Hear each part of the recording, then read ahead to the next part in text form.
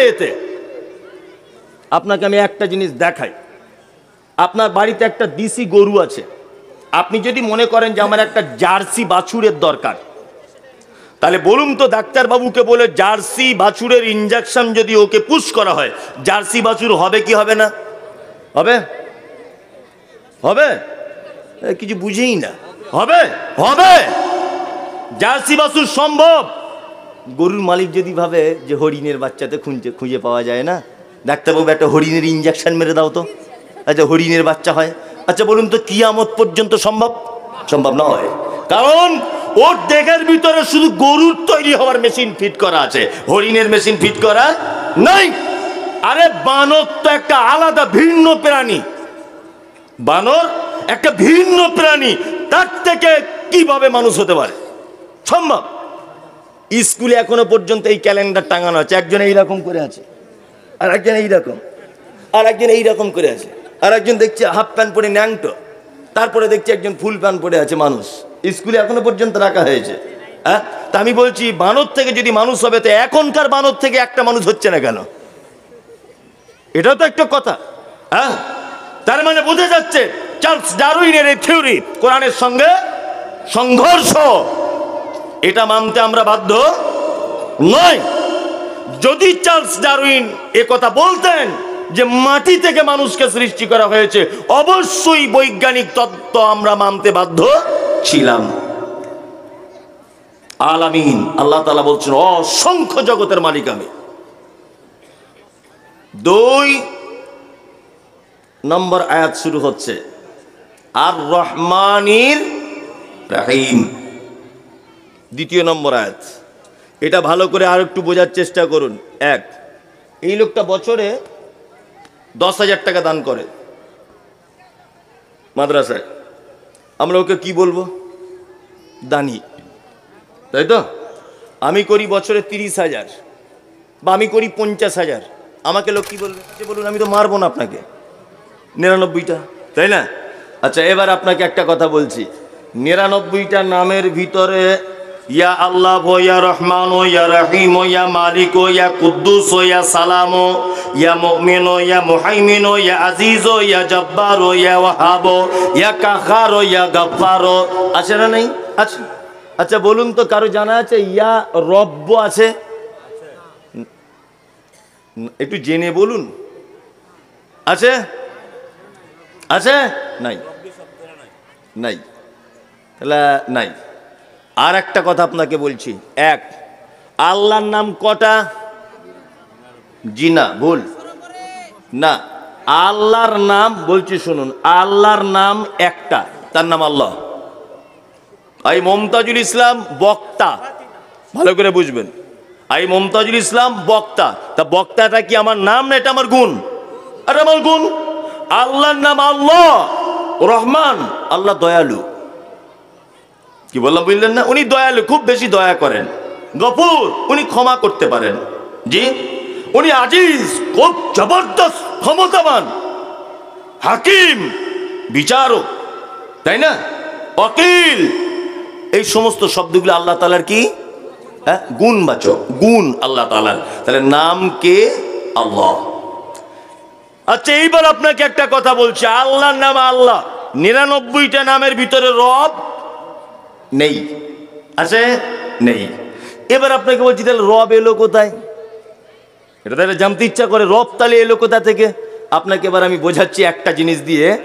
আল্লাহ রহমান, রহিম, জব্বার, খালিক, মালিক, ওয়াহাব, কাহার, মুহাইমিন, মুমিন, যত নাম আছে আল্লাহ সুবহানাহু ওয়া তাআলার, টোটাল নামের যে গুণ, আল্লাহ সুবহানাহু ওয়া তাআলা রবের ভিতরে সব গুণ ঢোকানো আছে। তার মূল নাম রব। প্রমাণ এই দেখুন, আপনাকে দেখায়।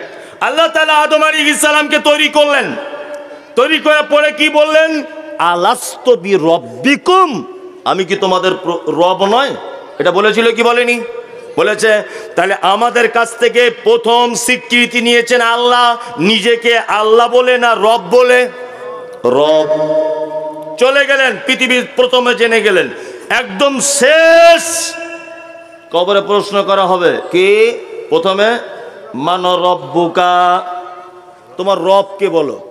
ওখানে বলা আছে তোমার আল্লাহকে বলো না।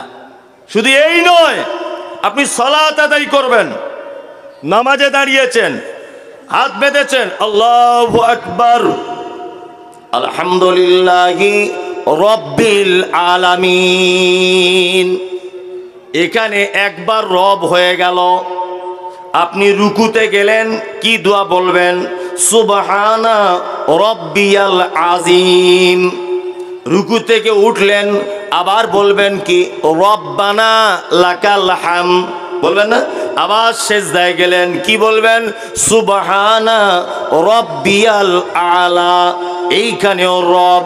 শুধু এই নয়, আপনি দুনিয়াতে কর্মজীবনে বিপদে পড়েছেন, অভাবে পড়েছেন, অসুখে পড়েছেন, যত রকমের আপনার বিপদ থাক না কেন, আল্লাহ কোরআন মাজিদে যত দোয়া করতে বলেছে, বান্দা আমাকে ডাক, প্রত্যেক জায়গাতে আল্লাহ বলে শুরু করা হয়নি, প্রত্যেক জায়গাতে রব বলে শুরু করা হয়েছে। আল্লাহ বলেছে বান্দা আমাকে ডাক, রব্বানা আতিনা ফিদ দুনিয়া রব্বানা লা তুযিগ কুলুবানা রব্বানা হাব লানা রব্বানা যালামনা আনফুসানা রব্বানা হাব লানা রব্বানা দিয়ে সব জায়গাতে আল্লাহ ডাকতে বলেছে। তার মানে বোঝা গেল আল্লাহর নাম আল্লাহ, তার গুণ নাম হচ্ছে সিফাতি নাম রহমান রহিম জব্বার কাহার। এই এতগুলো নাম রবের ভিতরে ঢোকানো আছে, সব রবের ভিতরে আছে। এবার আপনাকে আর একটা মজার জিনিস বলি, রবের বাংলা মানে কি? জি, এখন তো 7:30 বাজে। হ্যাঁ ঠিক আছে, আচ্ছা কি পারপাস ওটা? ও আচ্ছা ঠিক আছে, এখনো দেরি আছে। ওটা ওটা আমি ঠিক, আমার টাইম 8:30 পর্যন্ত, ও আমি ঠিক জায়গাতে চলে আসবো, ওসব টেনশন নেই। শুধু বলে দিয়েছেন, এটা আলহামদুলিল্লাহ। হ্যাঁ চুপচাপ থাকুন, আর আমাকে কেউ কিছু বলবেন না। হ্যাঁ আমি ঠিক ঘড়ি দেখছি, আর ঠিক টাইমে ওসব কাজ শুরু হয়ে যাবে। হ্যাঁ যাই হোক, যে কথা বলছিলাম, তাহলে হলো কি রব। আর একটা মজার ব্যাপার আপনাকে বলি, রবের বাংলা মানে কি বলেন তো? জি, রবের বাংলা মানে পালনকর্তা। আর একটা রবের ভিতরের দিকে ঢুকে আমি আর একটা কথা বলে দিচ্ছি। এক, রব মানে যাহার যেখানে যতটুকুন প্রয়োজন বিনা চাওয়াতে যিনি দেন, তিনি হচ্ছেন রব। যাহার যেখানে যতটুকুন প্রয়োজন বিনা চাওয়াতে যিনি দেন, তিনি কে? রব। আপনার বেটা হচ্ছে না, বেটা বেটি একটাও নেই, দিনরাত দোয়া করছেন, আল্লাহ আমায় একটা বেটা দাও, আমায় এখন আব্বা ডাক শুনতে পেলাম না। আপনার শাশুড়ি দোয়া করছে, আল্লাহ আমার মেয়ের মুখের দিকে একটু দেখো, সুন্দর একটা ছেলে দাও, একটা মেয়ে দাও। আপনার মা দোয়া করছে, আল্লাহ আমার বেটার যেন একটা কিছু হয়, বা আমার বৌমার, সবাই দোয়া করছে, সবাই। ছেলেও হয়েছে। আচ্ছা কেউ কোনোদিন দোয়া করতে করতে এই কথা বলে, আল্লাহ আমার যে ছেলেটা দেবে, মাথার চুল যেন কালো হয়, হাতে যেন 5টা করে 10টা আঙুল থাকে, পেচ্ছাপ করবে সেই রাস্তাটা যেন থাকে, চোখে যেন পাওয়ার থাকে, এরকম কেউ দোয়া করে? করে? করে না। আল্লাহ বলছে ওগুলো দোয়া চাওয়া লাগবে না পাগল, ওগুলো আমি এমনিতেই দিয়ে দেবো, তুই চাইবে না তাও। শুধু তাই না, আমার নাম রব। নাইজেরিয়ান দেখেছেন? নাইজেরিয়ানদের লোকগুলো একদম কালো, কুচকুচ কুচকুচ কুচকুচ করছে, ঠোঁটগুলো মাটির দিকে ঝোলা, চুলগুলো পাখির বাসার মতো। আপনার বেটা যদি এইরকম দেখতে হয়, কোনো মেয়ে বিয়ে করতে চাইবে? কেউ চাইবে না। আল্লাহ বলছে তুই চাসনি, তারপরেও এটা আমার জ্ঞান আছে যে মুর্শিদাবাদ জেলায় তোর বাড়ি, এখানকার ছেলে মেয়েদের যেমন দেখতে, যেমন গায়ের রং, ঠিক তোর বেটাকেও তেমন করে বানিয়েছি। নেপালে দেখেছেন নাকগুলো হয় এরকম, সবার সব ভোতরা না কি বলছে, এরকম নাক সবার। আপনার বেটির যদি এরকম নাক হয়, তা কেউ কোনোদিন বিয়ের জন্য ভালো ছেলে পছন্দ করতে চাইবে? সহজে চাইবে না। আল্লাহ বলছে আমার নাম রব। যাদেরকে নেপালে বানিয়েছি তাদের সব নাক এরকম, পশ্চিমবাংলায় যাদের বানিয়েছি তাদের সব সোজা, যাদের বিয়ে করতে সুবিধা হয়। কি বললাম বুঝলেন না? এর নাম কি? রব। দার্জিলিংয়ে কেউ গেছেন? দার্জিলিং হাত তুলুন, একজন হাত তুলুন। দার্জিলিং, আরে প্রচুর লোক তো জানি। আপনি এমনি যান, আপনি এমনিতে গেছেন, আর আমি মমতাজুল ইসলাম ওখান থেকে গিয়ে মোটামুটি 1 ঘন্টার বক্তব্য রেডি করে নিয়ে এসেছি। আপনি তো এমনি গেছেন, আর আমি 1 ঘন্টার বক্তব্য রেডি করে নিয়ে এসেছি। শুধু দার্জিলিংয়ে গিয়ে আপনাকে রব দেখাচ্ছি, দেখুন দার্জিলিং থেকে ওখানে গিয়ে রাস্তায় যে কুকুরগুলো ঘুরছে দেখলাম, আল্লাহর কসম তাদের গায়ের লোমগুলো দেখবেন এত বড় বড়। এই দেখেছেন কেউ? দেখেছেন? এত বড় বড়, ঠিক এত বড় বড় গায়ের লোম। আর মুর্শিদাবাদের কুকুরগুলো এইটুকুটুকু। কেন বলেন তো? এর নাম রব। আল্লাহ জানে যে মুর্শিদাবাদে বরফ পড়ে না, খুব মারাত্মক গরমও পড়ে না, এই জন্য এদের মিডিয়াম দিলে চলবে। কিন্তু দার্জিলিংয়ে কি বরফ পড়ে শীতের দিনে, মালিক বাড়িতে আরাম করে ঘুমাবে। আমি একটা কুকুর বলে প্রাণী তৈরি করেছি, তার তো কম্বল কাঁথা কিছু নাই, ওই জন্য আমি আল্লাহ আগে থেকে কম্বল সিস্টেম দিয়েই ওকে দার্জিলিংয়ে পাঠিয়েছি। সুবহানাল্লাহ বলুন। আল্লাহু আকবার। কি আশ্চর্য সৃষ্টি! রব যার যেখানে যেটা প্রয়োজন চাওয়া লাগবে না, এমনিতে হয়ে যাবে। মেয়েরা দেখেছেন? মেয়েরা হাঁসের আর মুরগির বাচ্চা কি করে ফোটায়? মুরগির বাজুর তলাতে ডিম দিয়ে দেয়, দিয়ে বাচ্চা বার করে না? হাঁসেরও করে, মুরগিরও করে, কয় না? করে। হাঁসের আর মুরগির বাচ্চা একই দিনে বার হয় না, মুরগির 18 দিনে হয় আর হাঁসের 28 দিনে হয়, 21 দিন থেকে 28 দিন। তা এরা ধরে নেন দুজন একসাথেই জন্ম নিয়েছে, হাঁস আর মুরগি। জীবনে দেখেছেন যে হাঁসগুলো পানিতে নামছে, বলছে টুকটুক টুকটুক করে মুরগির বাচ্চাগুলো নেমে যাচ্ছে পানিতে? দেখেছেন? দেখেননি? কে শেখালো ওকে? কে? আল্লাহ। শুধু এই নয়, হাঁসের বাচ্চাগুলো কোনোদিন তার মাকে আবদার করে বলেছে বা বাড়িওয়ালাকে বলেছে যে আমি তো সাঁতার জীবনে কোনোদিন কাটিনি, এক কাজ করো প্রথমে আমাকে সুইমিং পুলে ভর্তি করে দাও, একটু সাঁতার কাটাটা জুত করে শিখেলি, তারপরে বড় পুকুরে গিয়ে ঝাঁপ দেবো? ব্যাপার আছে না। আল্লাহ বলছে আমার নাম রব, আমি জানি কার কোন জায়গায় কোন টাইমে কোন পরিস্থিতিতে কি লাগবে, এটা চাইতে হবে না, এমনিতেই দিয়ে দেবো। আমার নাম রব। বন্ধুরে আমার, রব কাকে বলে আর একটা কথা আপনাকে বলে দিই, তাহলে চিনতে ভালো সুবিধা হবে। সুন্দরবন বেড়াতে গেলাম, 3 দিন থাকলাম স্টিমারের উপরে।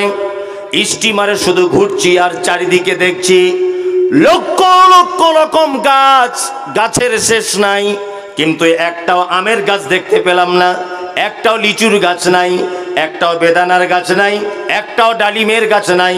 আমি নৌকাতে নামাজ পড়ছি, ইমামতি করছিলাম আর মনে মনে ভাবছিলাম, আল্লাহ কোটি কোটি গাছ তুমি সুন্দরবনের মাটিতে তৈরি করেছ, কিন্তু একটাও কোনো ফলের গাছ নাই, কাঁঠালের গাছ নাই, জামরুলের গাছ নাই, সবেদার গাছ নাই, আমের গাছ নাই। কারণ কি? মনে মনে ভাবলাম, তাই তো আঙ্গুর খাবে তোমার বান্দা আর তোমার নামের প্রশংসা আদায় করবে, বেদানা খাবে খুব মিষ্টি, তোমার নামের প্রশংসা আদায় করবে। কাঁঠাল কি করে পাকিয়ে খেতে হয় এটা হনুমান জানে না, আমের কি করে আচার করতে হয় এটা হরিণে বুঝে না, খাজুর কি করে পেড়ে খেতে হয় এটা ভল্লুকে বুঝে না, কলা কি করে ছিলে খেতে হয় হাতিতে জানে না। এই জন্য রব্বুল আলামিন বলছেন, সুন্দরবনের মাটিতে মানুষ বসবাস করে না বলে একটাও ফলের গাছ নাই, কিন্তু মুর্শিদাবাদে আমের গাছ পাবে, লিচুর গাছ পাবে, বেদানার গাছ পাবে, সব কিছুর গাছ পাবে। এই কারণে যে আমার বান্দারা বসবাস করবে, আমার বান্দা 2 পিস কলা খেয়ে মসজিদে গিয়ে সেজদায় পড়ে গিয়ে বলবে, আল্লাহ তোমার নাম হলো রব, তুমি পালন কর্তা, কলা নামক ফলটা তুমি এত মিষ্টি করে দিয়েছ, তোমার প্রশংসা আদায় হবে। এই জন্যে মানুষ যেখানে বসবাস করে সেইখানে তুমি ফলমূল দিয়েছ, এইখানে মানুষ নাই বলে তুমি দাওনি। আল্লাহ বলছে আমার নাম হলো রব, যার যেখানে যেটা প্রয়োজন সেটা দিয়েছি, কেউ অভিযোগ করতে পারবে না, কেউ যে আমার এই জায়গাটা একটু ভুল করে দিয়েছে। আল্লাহ অভিযোগ করার জায়গা আছে? আছে? নাই। আল্লাহু আকবার। তারপরে একটা শব্দ আছে আলামিন। কাল সকালে আনন্দবাজার পত্রিকায় যদি একটা ঘটনা বার হয় যে মাটির তলাতেও মানুষ পাওয়া গেছে, তারাও জলসা করছে প্যান্ডেল করে। আচ্ছা বলুন তো, বিশ্বাস করবেন আপনারা? যে বিশ্বাস করবে না তার ঈমান থাকবে না, যখনই বলে দেবে না তার ঈমান চলে যাবে। যদি বলছেন কেন, আল্লাহ বলছে আলাম 1 বচন, আলামিন বহু বচন। এইরকম তোমরা যে জগতে বসবাস করে এরকম অসংখ্য জগতের মালিক আমি। কি বললাম বুঝলেন নাই? নাসার বিজ্ঞানীরা কিছুদিন আগে কলম পত্রিকায় দেখছিলাম যে নাসার বিজ্ঞানীরা প্রমাণ করেছে যে আকাশের উপরে আর একটা স্তর পাওয়া গেছে যেখানে অক্সিজেন অ্যাভেলেবেল, মানুষ বসবাস করতে পারে, অনায়াসে মানুষ বসবাস করতে পারে। তা মনে মনে হাসলাম আর বললাম, আল্লাহ সুবহানাহু ওয়া তাআলা বলছেন আল্লাযী খালাকা সাবআ সামাওয়াতিন তিবাকা, আমি আসমানটাকে স্তরে স্তরে 1 তলা 2 তলা 3 তলা 4 তলা 7 তলা এইরকম আমি আসমান বানিয়েছি। এটা আল্লাহ সুবহানাহু ওয়া তাআলা 1500 বছর আগে মুহাম্মদ সাল্লাল্লাহু আলাইহি ওয়াসাল্লামকে বলেছে। নাসার বিজ্ঞানী তুমি 2023 সালে এই ঘটনা প্রকাশ করছে, এর আগেও একটা স্তর পাওয়া গেছে যেখানে মানুষ বসবাস করার উপযোগী। নাসার বিজ্ঞানীরা প্রমাণ করুক আর নাই বা করুক, আমরা মুসলমানরা এর উপরেও যে আরো 7টা স্তর আছে, এতে ঈমান রাখি কি রাখি না? রাখি। যদি কেউ না রাখে তার ঈমান থাকবে না। বিজ্ঞানের কথায় কখন কোরআন প্রমাণ হবে এটা দেখার বিষয় নয়। আল্লাহ সুবহানাহু ওয়া তাআলা বলে দিয়েছেন, এটাই চূড়ান্ত। একটা কথা বলে রাখছি, শুনে রেখে দেন। এই সব বক্তব্য রাখলে আবার এখন ইয়াং জেনারেশনের কথা বলে দিতে পারে যে আপনি তাহলে বিজ্ঞান মানতে চাইছেন না। অবশ্যই বিজ্ঞান মানতে চাই, তবে বিজ্ঞানের যে কথা কোরআনের সঙ্গে মিলে যায় ওই কথাগুলো মানতে চাই। যেগুলো কোরআনের সঙ্গে সংঘর্ষ, বিজ্ঞানের ওই কথার মুসলিমরা 10 পয়সাও দাম দেয় না। কোরআন কি বলেছেন? কোরআন বলেছে বা ইন্না খালাকনাকুম মিন তুরাবিন সুম্মা মিন নুতফাতিন সুম্মা মিন আলাকাতিন সুম্মা মিন মুদগা। মানুষকে তৈরি করা হয়েছে মাটির উপাদান দিয়া। মানুষকে কি দিয়ে তৈরি করা হয়েছে? মাটি দিয়ে। চার্লস ডারউইন উনি থিওরি পেশ করলেন, বানর থেকে মানুষ হয়েছে। হ্যাঁ, বলেছে না, স্কুলে পড়ায় না বানর থেকে মানুষ। তা মনে মনে বলি যে এর মাথাতে কি মগজ ছিল না? এ কি কিছু বুঝতো না? যদি বলছেন এত বড় মাপের মানুষ আর আপনি এইরকম কথা বলছেন, তা বলবো না। এটা তো অযুক্তিকর ব্যাপার, অযুক্তি, কোনো যুক্তিও নেই এতে। আপনাকে আমি একটা জিনিস দেখাই। আপনার বাড়িতে একটা দেশি গরু আছে, আপনি যদি মনে করেন যে আমার একটা জার্সি বাছুরের দরকার, তাহলে বলুন তো ডাক্তারবাবুকে বলে জার্সি বাছুরের ইনজেকশন যদি ওকে পুশ করা হয়, জার্সি বাছুর হবে কি হবে না? হবে? হবে? কিছু বুঝেই না। হবে? হবে। জার্সি বাছুর সম্ভব। গরুর মালিক যদি ভাবে যে হরিণের বাচ্চাতে খুঁজে পাওয়া যায় না, ডাক্তারবাবু একটা হরিণের ইনজেকশন মেরে দাও তো, আচ্ছা হরিণের বাচ্চা হয়। আচ্ছা বলুন তো কিয়ামত পর্যন্ত সম্ভব? সম্ভব নয়। কারণ ওর দেহের ভিতরে শুধু গরুর তৈরি হওয়ার মেশিন ফিট করা আছে, হরিণের মেশিন ফিট করা নাই। আরে বানর তো একটা আলাদা ভিন্ন প্রাণী। বানর একটা ভিন্ন প্রাণী, তার থেকে কিভাবে মানুষ হতে পারে? সম্ভব। স্কুলে এখনো পর্যন্ত এই ক্যালেন্ডার টাঙানো আছে, একজন এইরকম করে আছে, আর একজন এইরকম, আর একজন এইরকম করে আছে, আর একজন দেখছি হাফ প্যান্ট পরে ন্যাংটো, তারপরে দেখছি একজন ফুল প্যান্ট পরে আছে। মানুষ স্কুলে এখনো পর্যন্ত রাখা হয়েছে। হ্যাঁ, তা আমি বলছি বানর থেকে যদি মানুষ হবে, তো এখনকার বানর থেকে একটা মানুষ হচ্ছে না কেন? এটাও তো একটা কথা।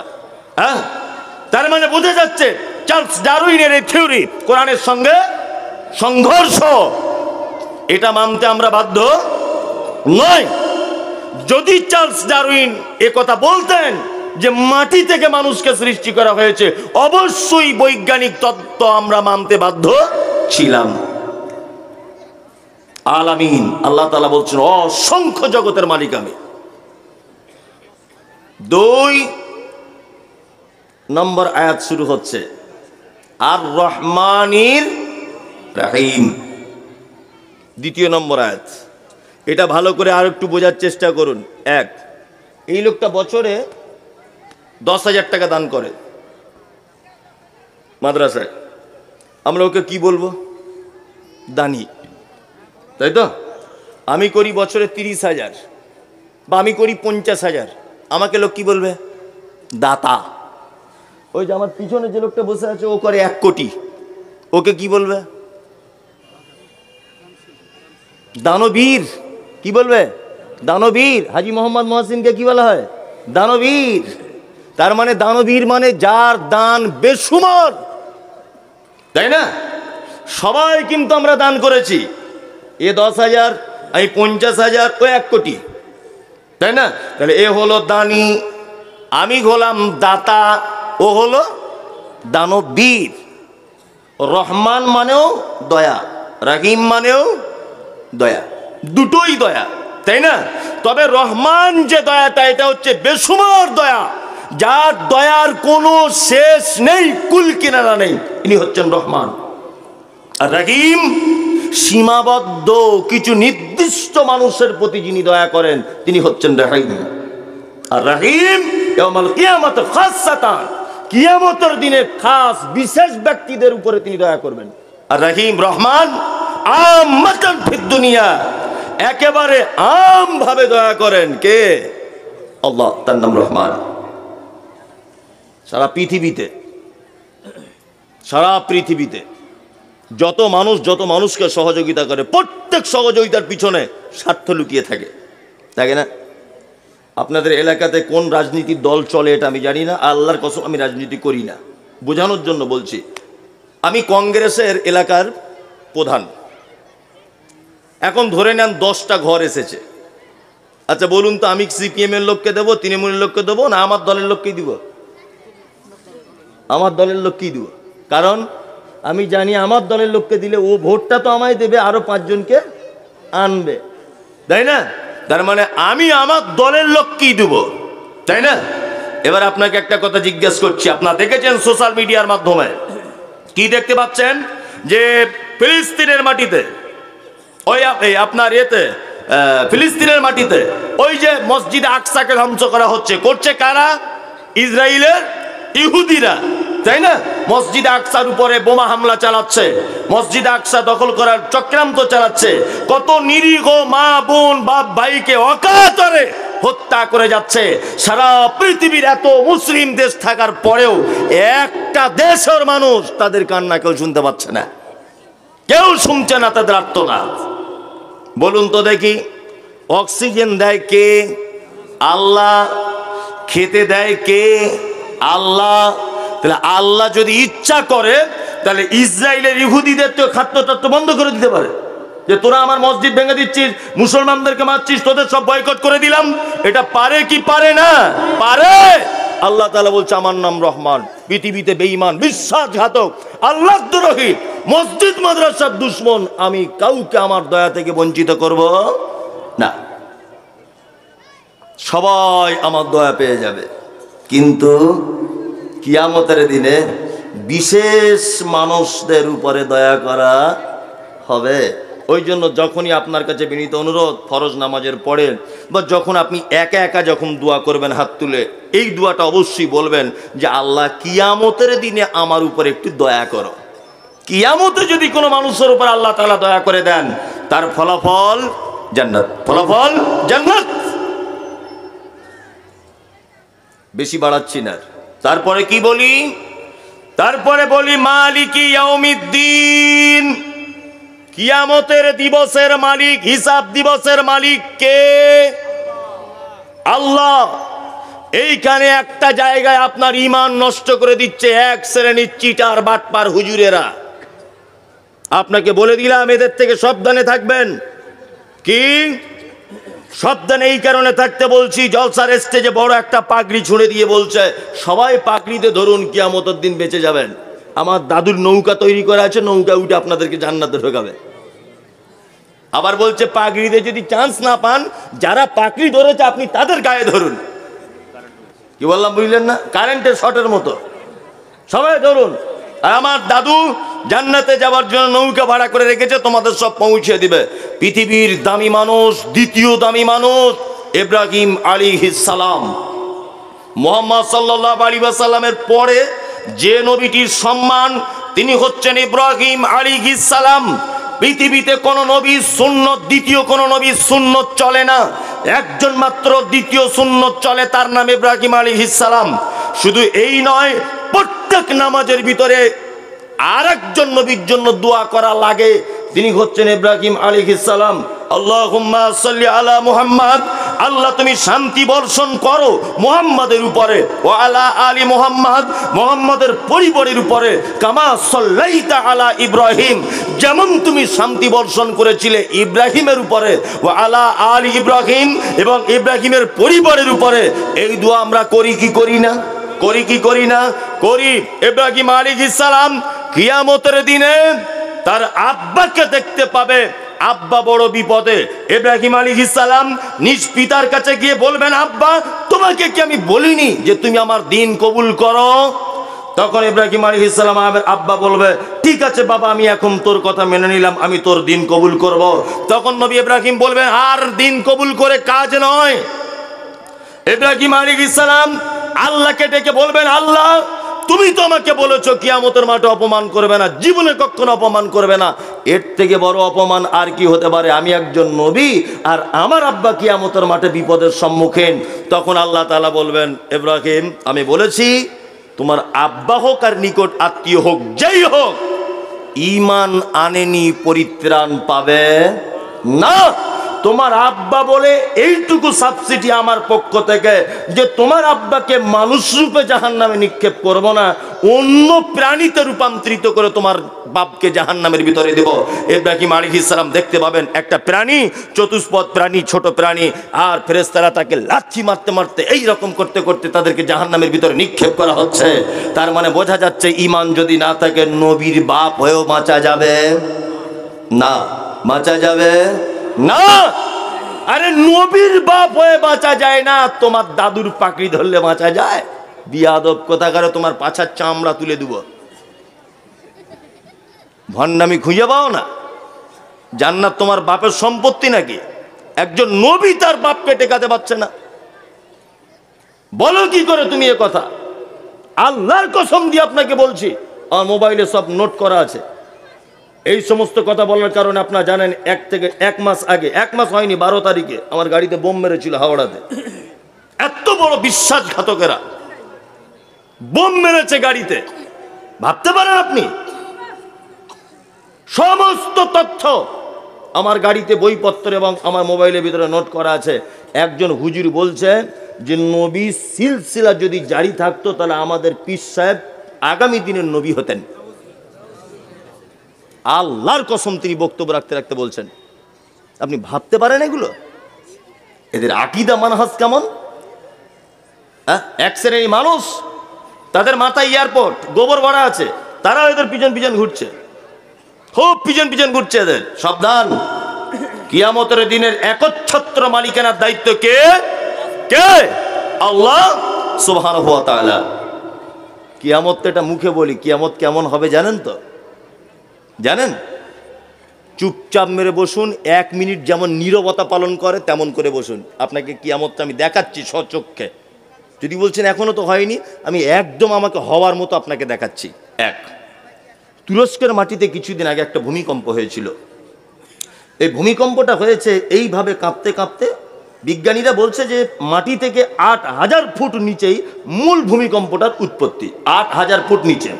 এটা আমি আনন্দবাজার পত্রিকা প্রত্যেক দিন পড়ি, ওই পেপার থেকে পড়ে বলছি যে মাটি থেকে 8000 ফুট নিচে মূল ভূমিকম্পটার উৎপত্তি। তার ফলে পৃথিবীর জমিনটা এইভাবে কাঁপতে কাঁপতে অজস্র বিল্ডিং বালাখানাগুলি ছটছট করে ভেঙে পড়ে গেল। কত মানুষ, কত শিশু, কত গৃহপালিত পশু নিঃস্ব হয়ে গেল। ভাঙা স্তূপের ভিতরে তারা আটকা পড়ে গেল। কত মানুষ তারা মারা গেল। মারা গেল না? মারা গেল। আল্লাহু আকবার। বিজ্ঞানীদের একটা মতামত, এর নিচে একটা প্লেট, এই প্লেট সরে যাওয়ার ফলে, এর নিচে একটা স্তরে প্লেট, এই প্লেট সরে যাবার ফলে পৃথিবীর জমিন এইভাবে কাঁপতে কাঁপতে কাঁপতে কাঁপতে ভূমিকম্প শুরু হয়। এটা বৈজ্ঞানিকদের মতামত। যাই হোক, এটা পৃথিবীর ভূমিকম্প। কিয়ামতের দিনের ভূমিকম্প কেমন? আল্লাহ তাআলা বলছেন, ইজা যুলজিলাতিল আরযু যুলজালাহা ওয়া আখরাজাতিল আরদু আসকালাহা।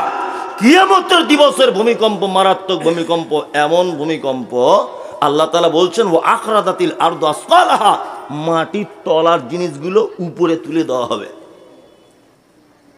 সুবহানাল্লাহ। আপনি ভাবতে পারছেন? ঢালাই মেশিন দেখেছেন? বালি সিমেন্ট খোয়া পাথর দিয়ে যেমন এইরকম ভাবে উপরের মাল নিচে, নিচের মাল উপরে। কিয়ামতের দিনের ভূমিকম্পের দৃশ্য ঠিক এরকম। কেমন হবে কিয়ামতের দিন? আল্লাহ তাআলা বলছেন, ইয়া আইয়ুহান নাসু তাকু রাব্বাকুম ইন্না যালজালাতাস সাআতি শাইউন আযীম। আল্লাহ তাআলা বলছেন, মানুষ তোমরা তোমাদের প্রতিপালককে ভয় করো, নিশ্চয়ই কিয়ামতের দিবসের ভয়াবহতা বড় কঠিন। কেমন ভয়াবহতা? আল্লাহ তাআলা বলছেন, ইয়াউমা তারাউনাহা তাযহালু কুল্লু মুরজিআতিন আম্মা আরজাত ওয়া তাযাউ কুল্লু যাতি হামলিন হামলাহা ওয়া তারান নাসা সুকারা ওয়া মা হুম বিসুকারা ওয়ালাকিন্না আযাবাল্লাহি শাদীদ। একটা প্রশ্ন আপনাকে মাঝখানে করে রাখছি, উত্তর আপনাকে দিতে হবে না। একটা কথা আজকে থেকে শিখে যান, পুরুষের থেকে নারীর ধৈর্য এবং সহ্য ক্ষমতা সব থেকে বেশি। এক, চিকিৎসা বিজ্ঞানীরা বলছেন যে নারী নরমালে বাচ্চা দিতে গিয়ে যে কষ্টটা সহ্য করে, এই কষ্ট যদি কোনো পুরুষের হতো তাহলে শতকরায় 80% পুরুষ এক পর্যায়ে শেষ মারা যেত। এটা নারীর পক্ষে সম্ভব। আমি যদি এখন এই লোকটাকে একটা ঘুষি মারি এইভাবে, আমার ঘুষির ওজন যদি 50 ডিগ্রি সেলসিয়াস পর্যন্ত যদি হয় তাহলে এই লোকটা বাঁচবে। আমার ঘুষির ওজন যদি 52-53 ডিগ্রি সেলসিয়াস হয়ে যায় তাহলে এক পর্যায়ে মারা যাবে। চিকিৎসা বিজ্ঞানীরা বলছেন পুরুষ মানুষ 50 ডিগ্রি পর্যন্ত ক্ষমতা সহ্য করতে পারে, কিন্তু একজন নারী 56 ডিগ্রি ক্ষমতা পর্যন্ত সহ্য করতে পারে। 56 সহ্য করতে পারে। বাচ্চা হওয়ার যে কষ্টটা, এটা 56 ডিগ্রি সেলসিয়াস। এটা যদি কোনো পুরুষের হতো, পুরুষ মারা যেত, বাঁচত না। সব থেকে ধৈর্য সহ্য ক্ষমতা বেশি। আল্লাহ তাআলা বলছেন কিয়ামতের দিনে ইয়াউমা তারাউনাহা তাযহালু কুল্লু মুরজিয়াতিন আম্মা আরজাত ওয়া তাযাউ কুল্লু যাতি হামলিন হামলাহা।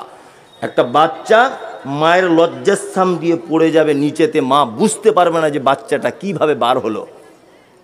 সুবহানাল্লাহ, এর নাম কিয়ামতের মাঠ। দুই, দুগ্ধ দানকারিনী মাকে দেখতে পাওয়া যাবে, তার বাচ্চাকে সেদিন মা দুধ পান করাতে ভুলে যাবে। তিন, মানুষগুলিকে দেখতে পাওয়া যাবে সব মদ পান করেছে, মাতালের মতো করে ঘুরছে। আল্লাহ বলছেন ওমা হুম বিসুকারা, একজনাও তারা মদ পান করেনি, ওয়ালাকিন্না আযাবাল্লাহি শাদীদ, শুধু আমার কঠিন আযাবের ভয়ে তারা থর করে কাঁপছে কিয়ামতের মাঠে। এর নাম কিয়ামতের মাঠ।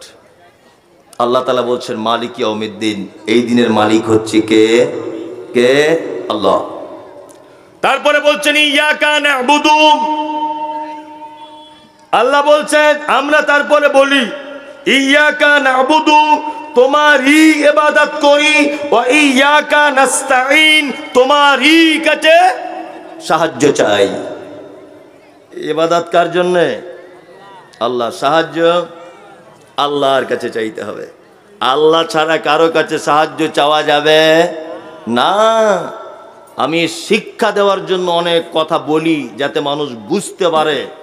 এক, মুম্বাই হাজি আলিতে যারা গেছেন তারা খুব ভালো জানেন। গেছেন কেউ? অনেকজনাই গেছেন।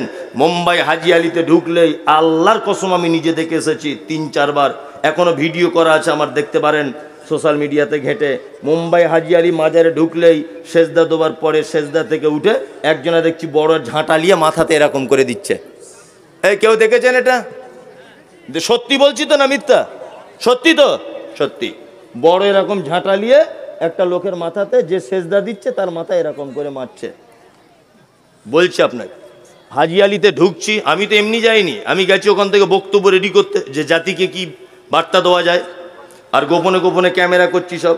আর আমি যাচ্ছি, আর কিছু বাঙালি বলছে আরে এই তো সেই মাল, বলছে ঠিক এইভাবে, এই তো সেই মাল আমাদের হুজুরদের ব্যাপারে বলে। আমি কি করছি, তো মুশকিল ঝামেলা করতে পারে। আমি আমার মতো করে সেফটি নিয়ে নিজে নিজে ঢুকেছি, ঢুকে সব দৃশ্য আমার রেকর্ডিং করে নিয়ে চলে এসেছি। দেখছি যাওয়ার সময় মোটামুটি 200-250 ফকির হবে রাস্তাতে থালা নিয়ে বসে আছে। লা ইলাহা ইল্লাল্লাহ, মুঝে কুছ দीजिए বাবু, বাবু হালাত বহুত খারাপ হয় বাবু, কুছ মেহরবানি করিয়ে বাবু দीजिए, ভিক চাইছে। আমিও 2-5 জনকে দিলাম 2-5 টাকা, যাই হোক। তা আমি লক্ষ্য করছি এখানে হয় কি, একটা লোক দেখলাম 4 চাকা গাড়ি নিয়ে চাপলো, এলো, হাতে সোনার ব্রেসলেট, আর খুব ধনী লোক দেখে মনে হচ্ছে। ওর পিছন পিছন ধরলাম যে এ কি করে দেখি, দামি গাড়িতে এসেছে। ও গিয়ে দেখছি প্রথমেই চাদরটা চড়িয়ে দিল, তারপরে দেখলাম ঠাকা ঠাক সেজদা মেরে দিল। সেজদা মেরে দেওয়ার পরে খুব কাঁদছে লোকটা, আর বলছে, চোখ দিয়ে পানি পড়ছে, বলছে বাবা ব্যবসাতে 20 কোটি টাকা লস, কিছু একটা ব্যবস্থা করে দাও বাবা, আর কোনো উপায় নাই। আমি তখন মনে মনে শিক্ষা পেয়ে গেলাম, ওরে গাধার বেটা গাধা, ভিখারি বুঝতে পেরেছে যে মরা মানুষের কাছে পয়সা পাওয়া যায় না, জ্যান্ত মানুষের কাছে থালা নিয়ে বসে আছে। আর তুই এত বড় গাধার বেটা, তুই মরা মানুষের কাছে টাকা চাইতে যাচ্ছিস? হ্যাঁ, তোর মাথাতে কি গোবর ভরা আছে? এই এরকম ঘটনা আছে না? নেই? আছে। আপনাদের মুর্শিদাবাদে তো পীরের ঠেলাতে ঘুম হয় না। ওই আপনি যান একবার হাজারদুয়ারি ওই এলাকাতে, শুধু ঘরে ঘরে পীর আছে না, অ্যাভেলেবেল। সেজদা দিচ্ছে মানুষ, আস্তাগফিরুল্লাহ। আল্লাহ ছাড়া কারো কাছে চাওয়া যাবে না, এর স্বীকৃত আপনি নিজে দিয়েছেন। ইয়াকা না'বুদু ওয়া ইয়াকা নাস্তাঈন, ইবাদত শুধু তোমার জন্য করি আর সাহায্য শুধু তোমার কাছেই চাই। 13 বছর বিয়ে হয়েছে আপনার, 13 বছর এখনো আব্বা হতে পারেননি। গভীর রাত্রে উঠুন, উঠে 2 রাকাত সালাত আদায় করে আল্লাহকে ডেকে বলুন, রব্বি হাবলি মিনাস সালিহিন, আল্লাহ তুমি আমাকে একটা নেক সন্তান দান করো। তুমি নবী ইব্রাহিমকে বুড়ো বয়সে ইসমাইলকে দিতে পেরেছো, তুমি আল্লাহ আমি একজন 35 বছরের যুবক, আমার স্ত্রীকে একটু মা হবার ক্ষমতা দাও আল্লাহ, তুমিই পারো। এ দিতে পারে কে? আল্লাহ। রুজির অভাব, রাতে সবাই যখন ঘুমিয়ে পড়ে 2 রাকাত নামাজ পড়ে বলুন, আল্লাহ ঋণগ্রস্ত বেটির বিয়েতে বিপদে পড়ে গেছি, তুমি ব্যবস্থা করে দাও। দিতে পারে কে? মুহাম্মদ সাল্লাল্লাহু আলাইহি ওয়াসাল্লাম বলেছেন, মোমেন তোমার পায়ের জুতোর ফিতেটা যদি ছিঁড়ে যায় তুমি আল্লাহর কাছে চাইবে, আল্লাহ দিতে সক্ষম, আল্লাহ দিতে সক্ষম। কোনো মানুষের দ্বারস্থ হওয়া যাবে না। কোনো বাবা, কোনো ফকির, কোনো উকিল, কেউ কোনো জায়গায় গিয়ে চাওয়া শিরক, হারাম। যারা এগুলো করছে এদের থাকার জায়গা জাহান্নাম। কি বললাম বললেন? একটা ভয়ঙ্কর কথা আপনাকে বলে রাখছি, শুনে রেখে দেন, ভয়ঙ্কর। কিয়ামতের দিনে জাহান্নাম থেকে কিছু মানুষকে কোনো একদিনের জন্য মুক্তি দিয়ে জান্নাত দেওয়া হবেই। এই ঘটনা শোনা আছে না নেই? আচ্ছা বলুন তো, কাদের জাহান্নাম থেকে মুক্তি দেওয়া হবে এটা জানা আছে? না, যারা কাবিরা গোনায় লিপ্ত ছিল কিন্তু তাদের ঈমান ছিল, ঈমান ছিল, কাবিরা গোনাতে লিপ্ত ছিল, তারা জাহান্নাম থাকবে। ঈমান থাকার কারণে তাদেরকে আবার জান্নাতে কোনো না কোনো একদিন দেওয়া হবে। কিন্তু যারা শিরিক করা অবস্থায় মারা গেছে, কোশ্চিন কালেও এদেরকে জাহান্নাম থেকে পরিত্রাণ দেওয়া হবে না।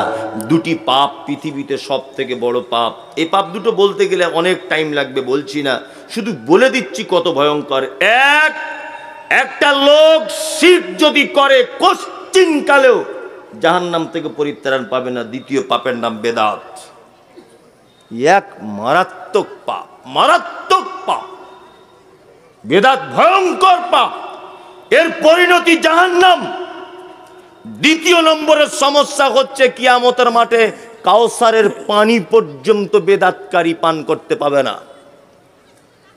এই মমতাজুল ইসলাম আপনাকে বলছি, মাইক নিয়ে যে সমস্ত মাদ্রাসা থেকে চাঁদা তুলতে আসে অনেক সময় দেখতে পাওয়া যায়, যদি আপনি বুঝতে পারেন যে এই মাদ্রাসা থেকে এই শিক্ষা দেওয়া হয়, ইয়া নবী সালামু আলাইকা, 1 টাকাও দিবেন না চাঁদা, 1 টাকাও।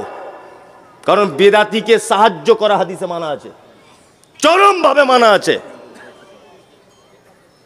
যদি আপনি দেখেন তার আকীদা এটা, নবী মরার পরেও সবকিছু ক্ষমতা রাখে, এই মাদ্রাসার ছাত্র বার হলে এই আকীদাতে বক্তব্য রাখবে, মমতাজুল ইসলাম বলছে 4 আনা পয়সা দিবেন না।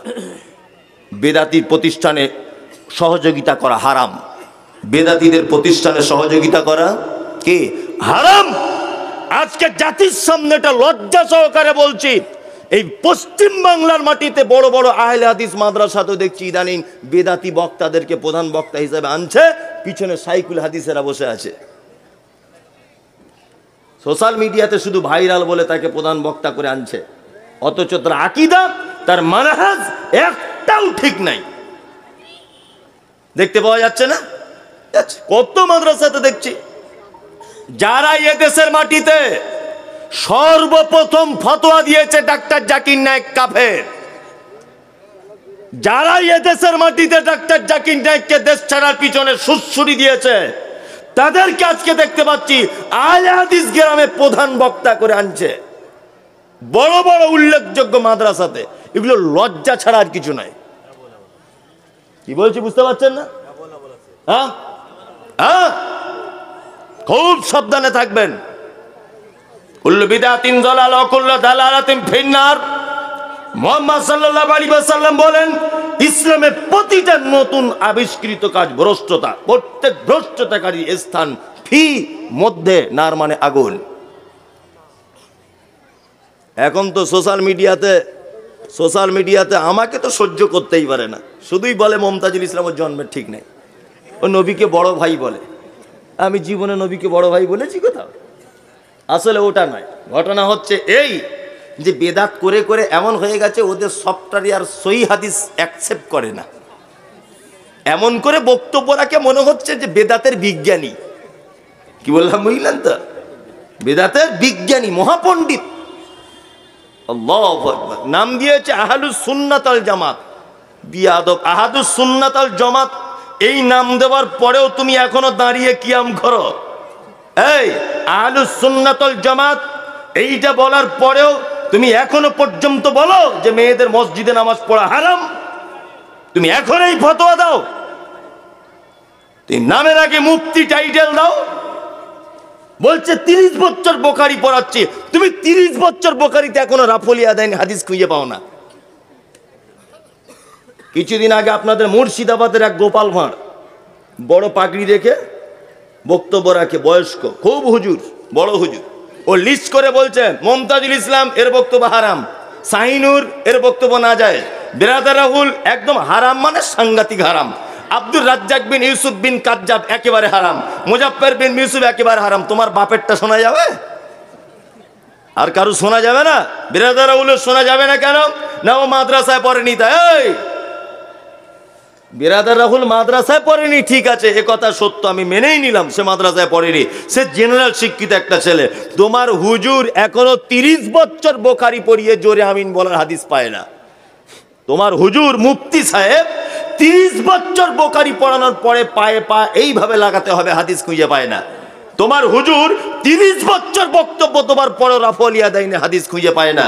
হ্যাঁ, তোমার হুজুরের থেকে বিরাদার রাহুলের মর্যাদা অনেক বেশি, কারণ সে জেনারেল শিক্ষিত ছেলে হয়েও সঠিক দিনটা বুঝতে পেরেছে এবং জাতির সামনে প্রকাশ করছে। তোমার থেকে অনেক দাম আচর।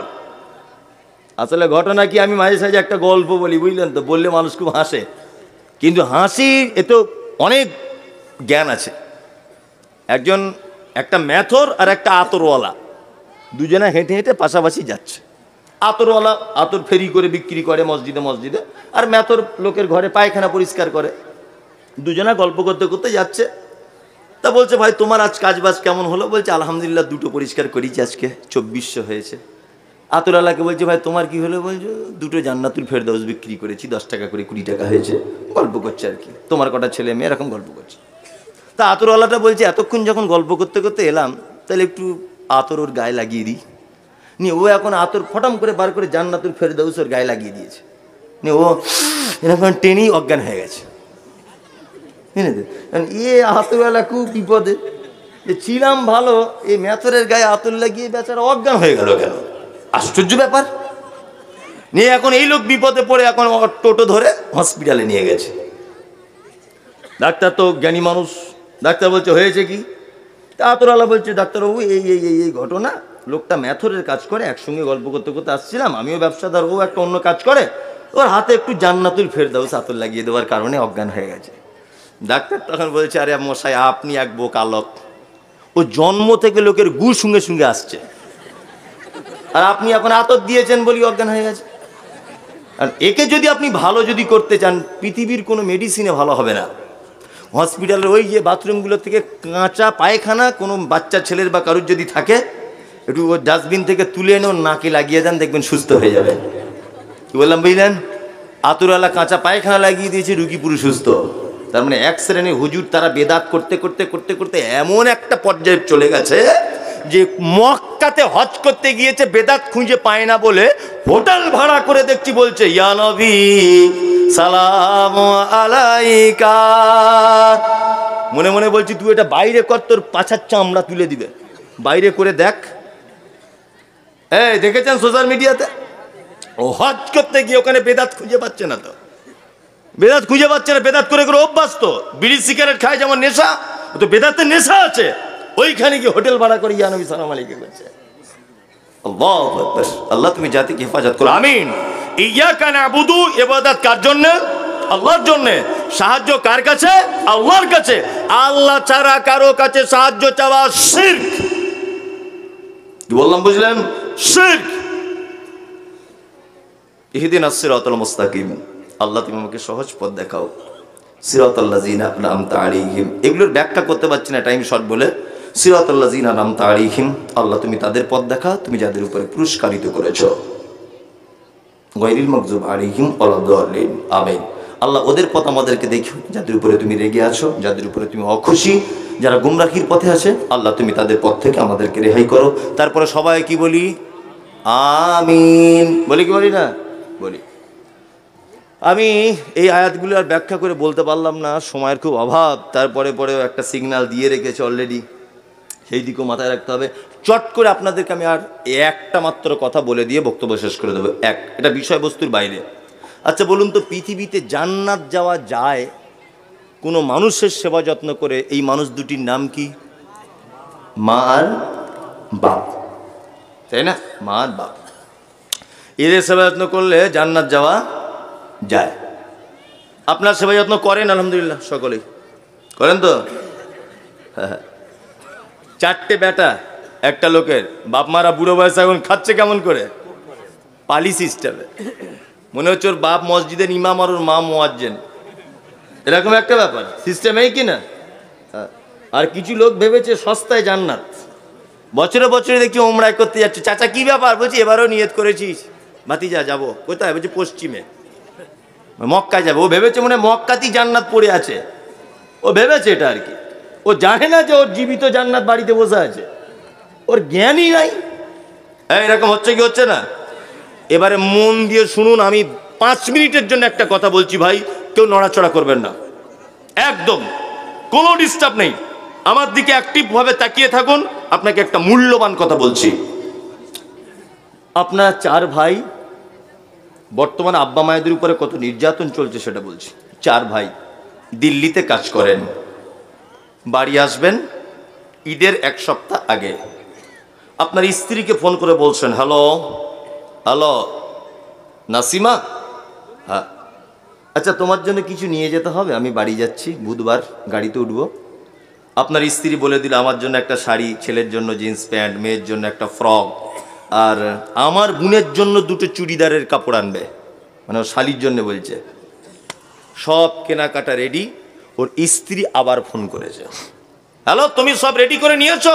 আর বলছিলাম আমার শাড়িটা কাঁচা হলুদ কালারের নিয়েছো তো? বলছে হ্যাঁ নিয়েছি। তো বলছে দোকান থেকে বার হচ্ছ না কেন, এত দেরি হচ্ছে কেন, দোকান থেকে বার হও। লোকটা তখন বলছে তোমাদের সবার কেনাকাটা রেডি, ঈদের দিনে আব্বার জন্য একটা লুঙ্গি পাঞ্জাবি নিচ্ছে, আর মায়ের জন্য একটা শাড়ি আর একটা ব্লাউজ। ওর স্ত্রী তখন বলছে কেন প্রত্যেক বছরে তুমি কেন তোমার আব্বা আমাকে শাড়ি জামা কাপড় দিতে যাবে? তোমার আর 3টে ভাই তোমার বোনেরা দেখতে পায় না, তুমি কেন দিতে যাবে? বাড়ি চলে আসো। ও বইয়ের কথা শুনে বাড়ি চলে এসেছে। 4 ভাইয়ের একই অবস্থা।